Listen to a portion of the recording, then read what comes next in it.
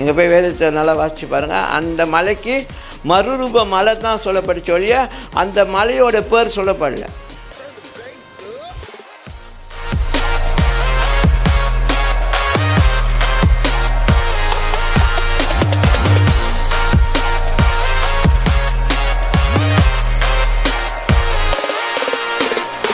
இன்றைக்கி நான் ஒரே ஒரு காரியத்தை சொல்லி முடிக்க போகிறேன். Just another thing appeared there. வாசிப்போம் அந்த பகுதியை. 3வது கடைசி வசனத்தை வாசிங்க.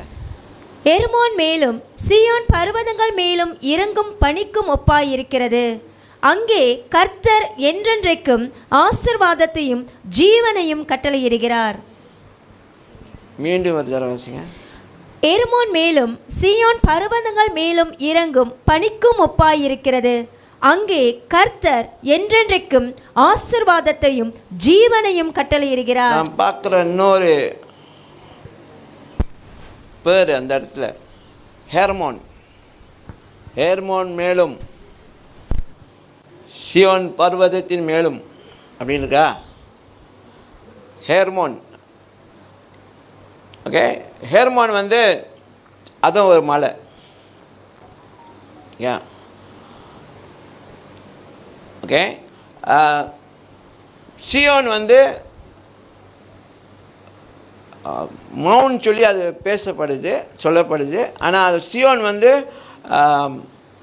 ஹெர்மோனை காட்டிலும் கொஞ்சம் சிறிய மலை. சரிங்களா? ஹெர்மோன் இன்னும் உயரமான மலை.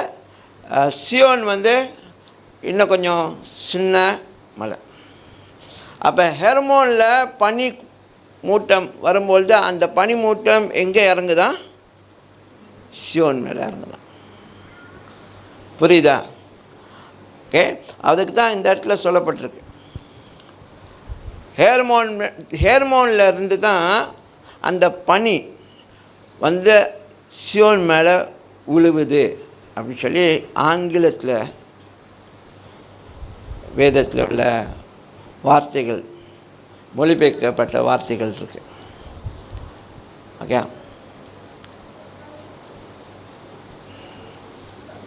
ஓகே. ஸோ இன்றைக்கி உங்களுக்கு நான் ஏன் அந்த மவுண்ட் ஹெர்மோன் பற்றி ஏன் சொல்ல விருப்பப்படுறேன்னா, ஏன்னா மவுண்ட் ஹெர்மோன் புதிய ஏற்பாடில் இயேசு கிறிஸ்து மறுரூப சம்பவம் நடந்துச்சுல. மோசே கூடயும் யாரு கூடயும் அவர் பேசிட்டு இருந்தாராம். மோசே கூட எலியா கூட பேசிட்டு இருக்கும்பொழுது சீடர்கள் பார்த்தாங்க. பெரிய ஒரு மறுரூப அனுபவத்துக்குள்ளே இயேசு கிறிஸ்துவும் ஓகே மோசே எலியா பேசி கொண்டு இருந்தாங்களே. அந்த இடத்தோட பேர் தான் ஹெர்மோன். ஓகே. ஸோ அதனால் அந்த இடத்துல ஒரு மலைன்னு தான் சொல்லப்பட்டிருக்க ஒழிய அந்த மலைக்கு பேர் சொல்லப்படல. நீங்கள் போய் வேதத்தை நல்லா வாசித்து பாருங்கள். அந்த மலைக்கு மறுரூப மலை தான் சொல்லப்பட்டுச்சு ஒழிய அந்த மலையோட பேர் சொல்லப்படல. ஸோ மோஸ்ட் லைக்லி என்ன சொல்கிறாங்கன்னா, அந்த மவுண்ட் ஹெர்மோன் மேலே தான் இந்த சம்பவம் நடந்துச்சு.